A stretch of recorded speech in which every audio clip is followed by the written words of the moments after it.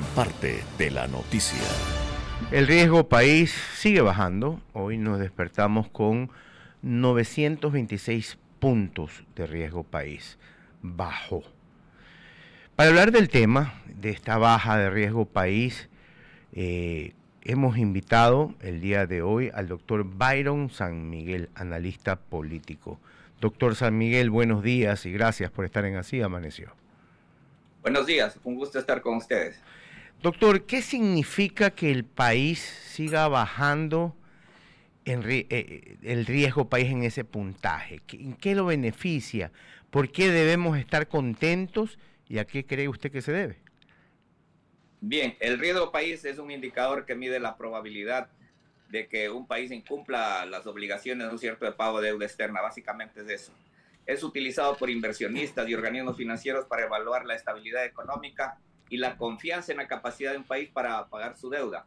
Por lo tanto, mire, el riesgo país estaba alto en el año 2024 y poco a poco ha ido descendiendo. Luego, con la crisis eléctrica, empezó nuevamente a subir hasta que en diciembre, más o menos, ya como cuando se iniciaron la propaganda electoral, ¿no es cierto? Y vinieron las encuestas, subió a 1200 más o menos el indicador y hoy está en 900, ¿no es cierto? Al 29 de enero estaba en el riesgo país, aquí lo tengo anotado, en 978 puntos y hoy está más bajo. Eso se debe a tres factores principalmente. Primero, que se superó la crisis eléctrica.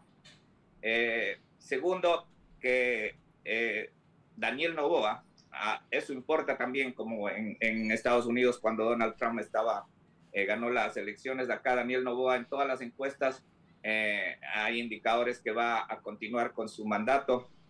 Está ganando en todas las encuestas y es posible que ganen en una sola vuelta. Y luego también el caso Donald Trump como principal aliado Ecuador de los Estados Unidos. Esos tres factores han incidido para que el riesgo país baje y que haya más confianza en el país porque se está manejando bien el asunto económico especialmente.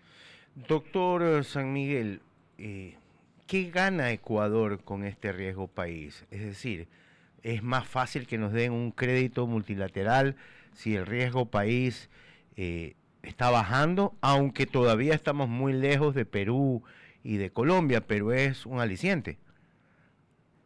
Sí, eso quiere decir la confianza que tienen los organismos internacionales al ver que la economía del país se está desenvolviendo de forma adecuada. Pueden haber préstamos, ¿no es cierto?, a más bajas tasas de interés. Eso es lo importante, que los organismos internacionales con alto riesgo de país no es posible que presten dinero o si lo prestan, lo hacen en altas tasas. Ahora, aunque no es muy bajo, porque mire, más o menos se divide la interpretación del riesgo país. Bajo es cuando es menos de 200, ¿no es cierto?, puntos. Indica confianza en la economía del país. Medio de 200, de 600 puntos que sugiere incertidumbre o desafíos económicos. Y alto, como estamos nosotros, es más de 600, es decir, nosotros 900 todavía estamos alto, que es señal de alto riesgo de impago, lo que encarece el financiamiento internacional. Pero imagínense cuando estábamos en 1800, 2000, era mucho peor. Poco a poco se está reduciendo y esperemos que siga haciendo el país, llevando la economía de forma adecuada, aunque hay todavía mucho déficit, pero yo creo que sí ha habido un buen manejo de la economía en este año del gobierno del presidente Daniel Noboa. Doctor San Miguel, estamos hablando de decisiones acertadas en torno a la economía que se reflejan justamente en este riesgo país, pero unas últimas, como la decisión de imponer aranceles a México, a los productos de México, ¿podrían afectar este número que actualmente tenemos? No, no lo creo, porque el Ecuador puede tomar esas decisiones soberanas, así como lo está tomando Estados Unidos. Esta decisión yo creo que es el presidente, porque México fue un país que nos rechazó, ¿no es cierto?, el tratado y por ende no pudimos ingresar al gran tratado del Asia-Pacífico, ¿no es cierto? Entonces, esas son medidas que lo puede poner el presidente porque tenemos un déficit de una balanza de pagos con México. ellos tampoco ingresan nuestro camarón y banano a México, y si ingresa es con altas tasas de altos aranceles. Este es un problema de reciprocidad.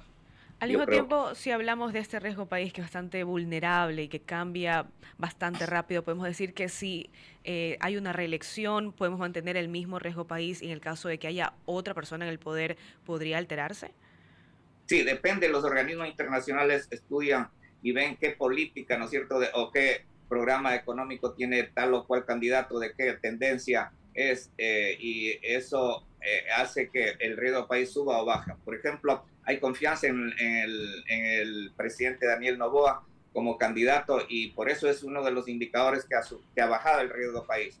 Si fuera otro candidato, a lo mejor de izquierda, donde hay muchos candidatos que han expresado, ustedes vieron cuando hubo el debate, que no quieren pagar la deuda, que etcétera, etcétera. Entonces, lógicamente, si ese candidato gana, el riesgo país subiría, porque el candidato ya lo ha expresado, inclusive en campaña, que no va a pagar, tal o cual candidato no va a pagar la deuda externa, ¿verdad? Y otros candidatos que han sugerido que las reservas internacionales que están, ¿no es cierto?, fuera del país y que son elevadas en este momento, los traerían para ellos invertir en la economía, que también sería, esto elevaría el riesgo país. Entonces, todos estos indicadores lo estudian, y eso es lo que se denomina como riesgo país. Muchísimas gracias. Estamos conversando con el doctor Byron San Miguel, quien es experto en seguridad y también analista político. Doctor, volvamos un momento a la tasa de 27% que puso el presidente Noboa a México. Las importaciones están mayormente concentradas entre digamos, lo que entra de México en medicinas y también en algunos otros productos.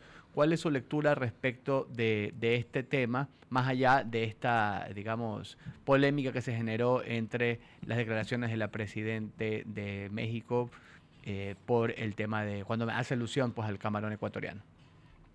Bien, yo creo, una decisión del presidente Daniel Noboa con su gabinete. Han de haber examinado los pros y los contras y tomaron esa decisión.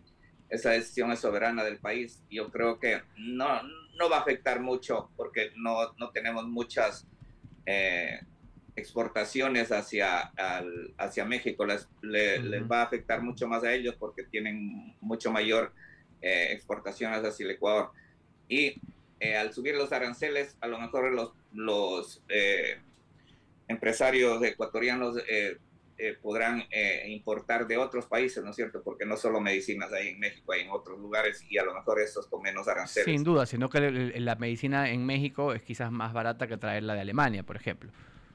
Entonces, depende de cómo se le vea, y si no le puede, depende de los aranceles. Ese movimiento político, esos cálculos los tiene que haber hecho el gabinete del ministro de Economía para declarar ese 27% a las importaciones de México. Perfecto. Y en línea, vayamos en perspectiva hacia el 2025. En línea a después de las elecciones, ¿no? Me refiero al después de las elecciones de abril. Quizás si hay una sola vuelta, pues bueno, será el 9 de febrero. Pero digamos que hay dos vueltas. ¿Cuáles son estas perspectivas generales en términos económicos y sobre todo también en términos políticos de aquello que requiere el Ecuador para seguir sosteniendo lo que hemos conversado en esta entrevista, que es esa reducción del riesgo país, y entre otros indicadores macroeconómicos que diría yo que son aún muchísimo más importantes que el riesgo país? Sí, mire, yo creo que el gobierno ha hecho un buen trabajo en el asunto económico y en el asunto de seguridad.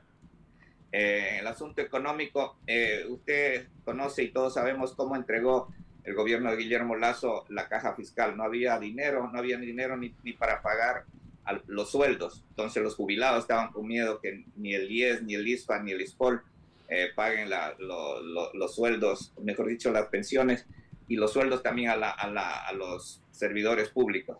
Pero poco a poco el gobierno fue organizando, el ministro de Economía ha hecho un buen trabajo, y yo creo que en diciembre del 2024 estábamos mucho mejor que cuando entregó Guillermo Lasso el gobierno. Esto hace que en la proyección, si gana Daniel Noboa en los 4 años siguientes, vaya mejorando la economía, Miren, se ha pagado deudas al IES, se ha pagado a Solca, se ha pagado muchas cosas.